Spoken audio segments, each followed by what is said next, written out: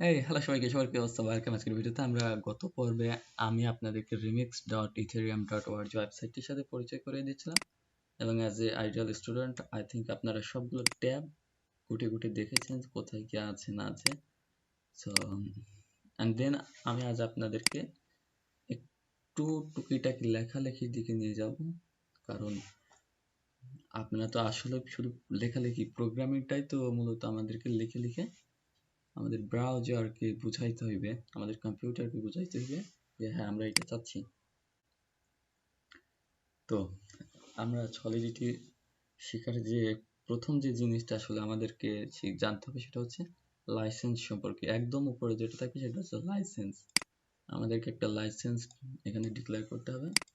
So এটা হচ্ছে এই যে এই লাইনটা, এটা আমাদেরকে আনতে হবে। এটা আমরা নিয়ে আসি। এখানে দেখতে পাচ্ছেন সেখানে SPDX license identifier not provided in the source file. So আমরা এটা প্রোভাইড করে দিই। ওকে, এখন কি দেখাচ্ছে? এখনো দেখাচ্ছে, কারণ আমরা এবার দেখব। সরি, আমরা একটু দেখি। ওকে, সো এখন আমরা যখন HTML শিখেছি তখন আমরা দেখেছি সেখানে আমাদের HTML যে ভার্সন সেটাকে ডিক্লেয়ার করে দিই। আমরা ডিক্লেয়ার করি, আমরা এইভাবে লিখি and then HTML।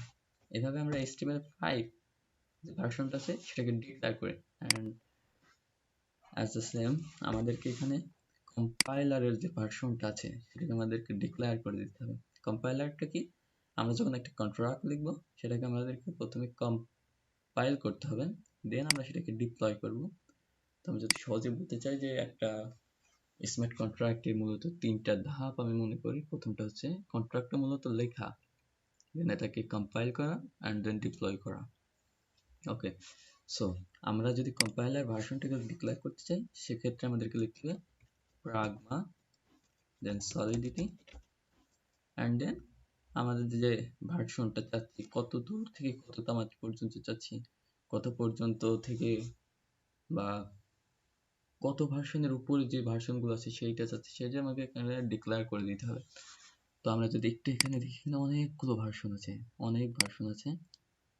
তো আমরা যেটা করব, আমরা এখানে একটা আপডেট আরও দিব, অ্যান্ড দেন আমরা এখানে লিখব 0.8.4, দেন এটাকে আমাদেরকে পজ করতে হবে। ওকে, সো দেখেন এখন কিন্তু আমাদের যে এইটা ছিল সেটা কিন্তু চলে গেছে। এভাবে আমরা ডিক্লেয়ার করে দিতে পারি। এখন এখানে আমরা দিয়েছি 0.8.4। আমরা যদি একটা বেসিক একটা কন্ট্রাক্ট লিখি, আমরা কন্ট্রাক্ট দিলাম, কন্ট্রাক্টের নাম দিলাম লার্নিং।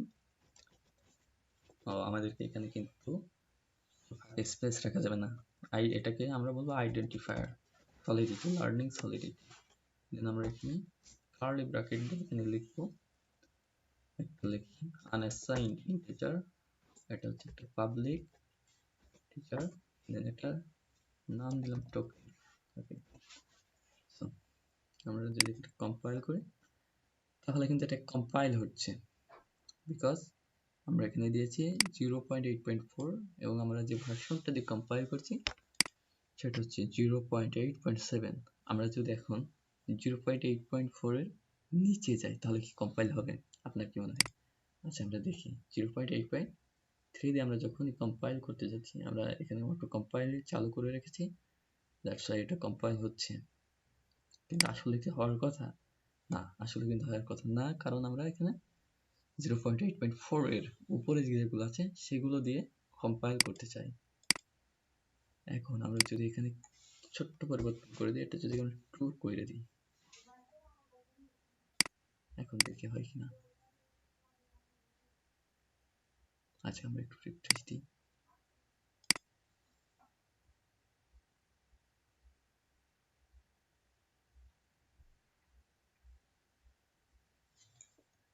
ওকে, তো এখন যদি আমরা কম্পাইল করতে চাই,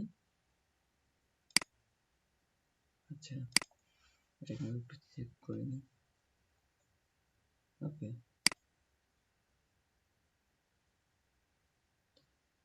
হ্যাঁ এবার কিন্তু আমাদের কম্পাইল কাজ হয়েছে, বিকজ এটা হচ্ছে 0.8.2 এবং আমরা যে ভার্সনটাতে কম্পাইল করছি সেটা হচ্ছে 0.8.3।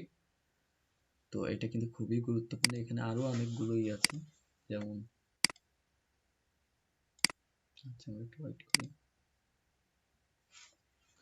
তো যেটা বলছিলাম, এখানে কিন্তু আরো অনেকগুলোই আছে, যেমন আমরা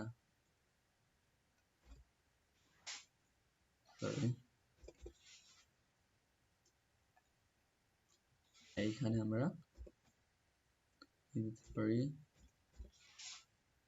ওকে, আমরা কিন্তু এইটা দিতে পারি, এটা দিলেও কি আমাদের কম্পাইল কাজ করবে।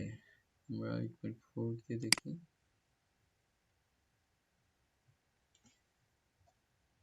আমাদের এখানে যে ভার্চুয়াল মেশিনটা আছে সেটা একটু স্লো কাজ করছে, ইটস ওকে। সো এখন আমরা বলে দিলাম যে 0.8.4 এর থেকে বড় অথবা এর সমান। আমরা আরেকটু ডিফাইন করে দিই। আমরা এখানে লিখতে পারি 0.8.9। হ্যাঁ, আমরা এখানে বলে দিলাম 0.8.2 থেকে বড়, সমান অথবা বড়, এবং 0.8.9 থেকে ছোট।